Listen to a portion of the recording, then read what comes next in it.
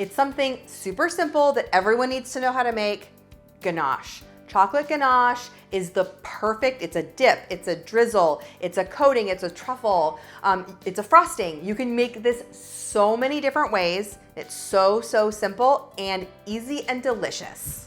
The key to ganache is using a cup of heavy whipping cream. No substitutes, must be heavy whipping cream. You're gonna heat that up until it's just a slow simmer. You don't want it to bubble too much. You just want it to get those little bubbles around the edge. And then you're gonna pour the hot cream over chocolate that has been chopped that's in a heat safe bowl. Now make sure that you're using good quality chocolate. I'm using 8 ounces of semi-sweet baking chocolate. I would use either like Baker's or Ghirardelli. Use a good quality one that you want to eat. Let it sit for about 5 minutes and then whisk until it's comes together and all the chocolate is melted into the cream.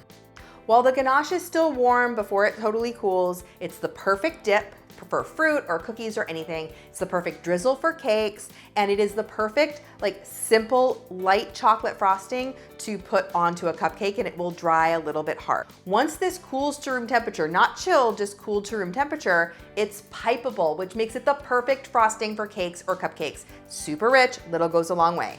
Then you can chill ganache, and once it's chilled, this is how you make truffles, basically. So you can scoop this, roll it, you can dip it in chocolate, roll it in cocoa or powdered sugar or nuts to make truffles for the holidays or any time. Or if you put this into a mixer and whip it, you can make whipped chocolate ganache frosting, which is basically heaven on a cupcake. Be sure to subscribe to my channel if you haven't already. Leave me a comment, let me know how you're gonna use this ganache or if you have any questions at all, and keep watching for even more desserts.